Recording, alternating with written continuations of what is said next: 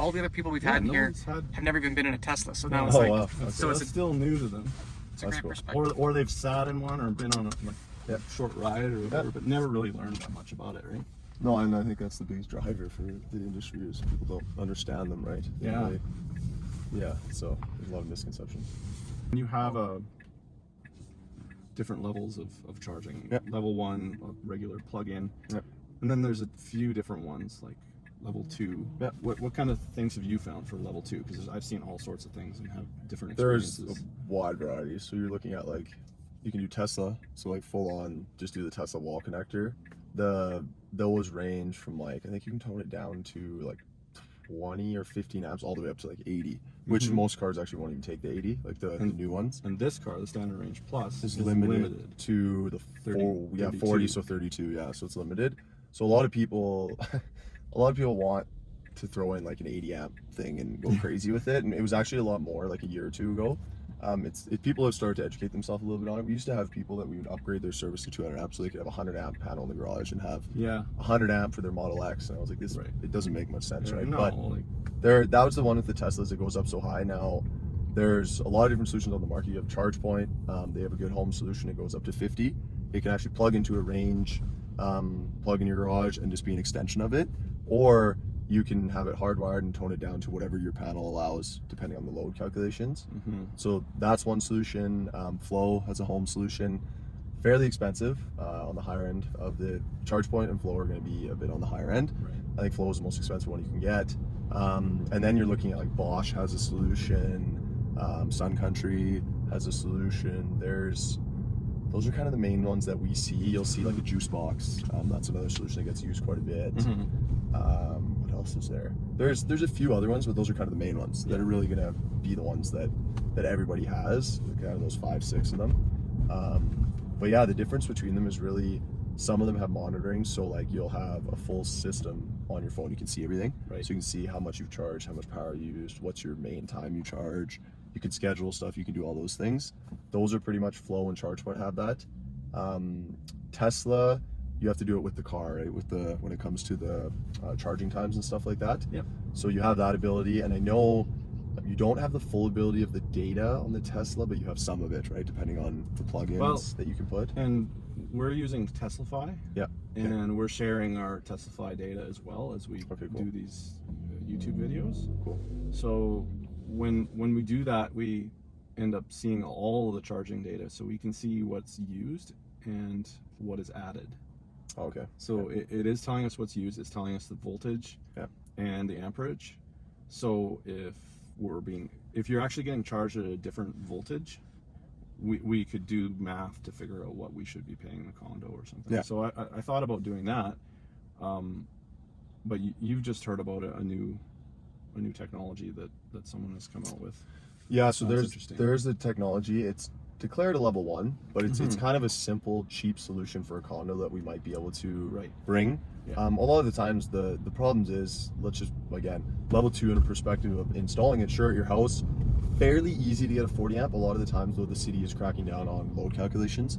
So if you're running like anything out of a normal, like let's say your normal range, all those things, if you have like a steam shower or anything like that, you can't put a 40 amp, you'd have to upgrade. And the city's cracking down a lot on that because of instability in the grid.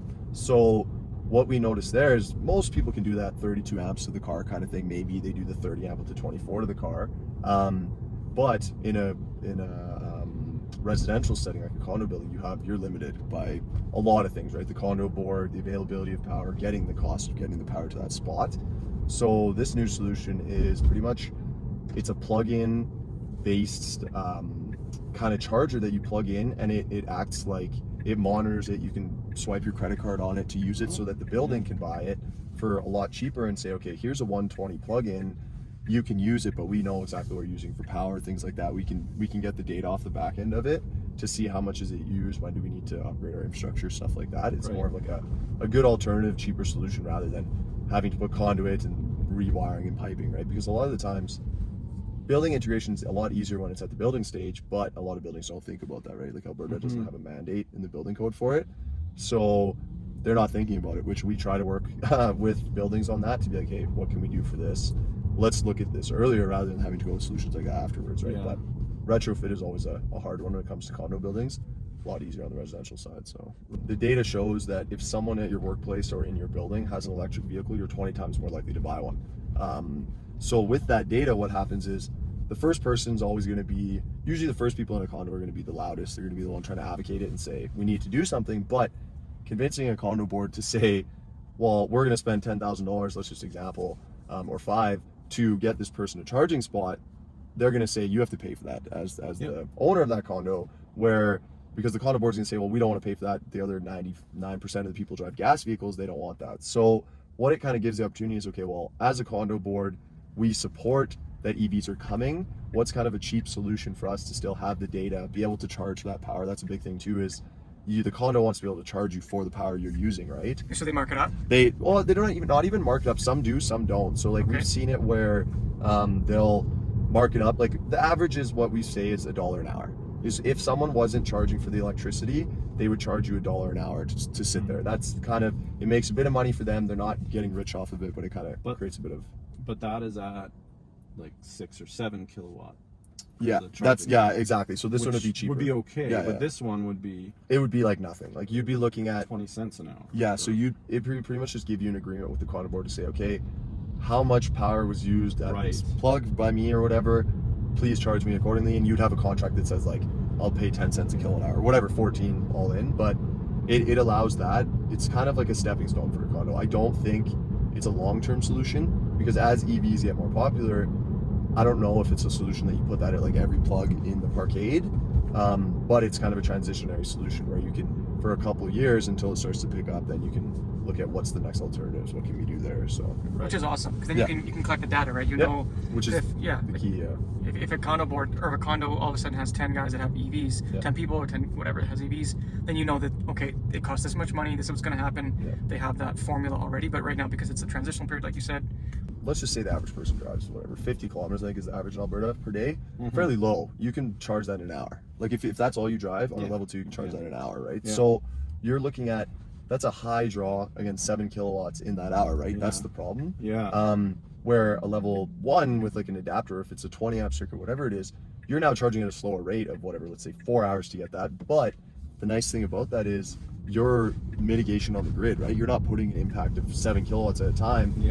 And the problem is not that it's that much, it's the time that you do it. The average person comes home at 5, 6 in the evening, you're plugging your car in, everybody's cooking, everybody's got the TV going. That's the most energy usage, right, in someone's day.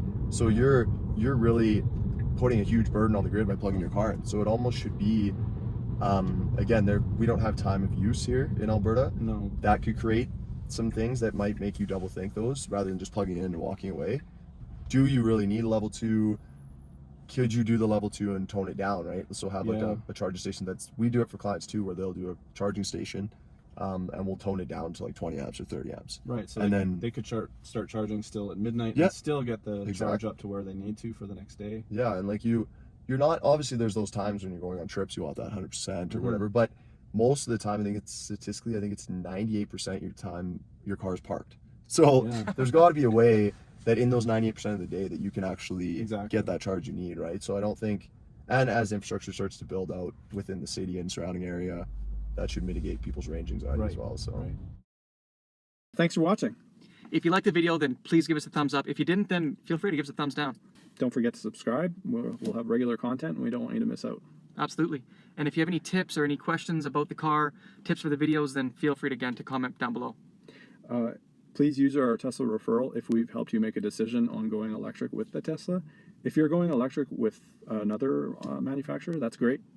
For more bite-sized content, follow us on Instagram at Rocky Mountain Tesla. If you want to be a guest on the show, drive around in this and talk about EVs, then DM us or comment below as well. Awesome. Thank you. Later.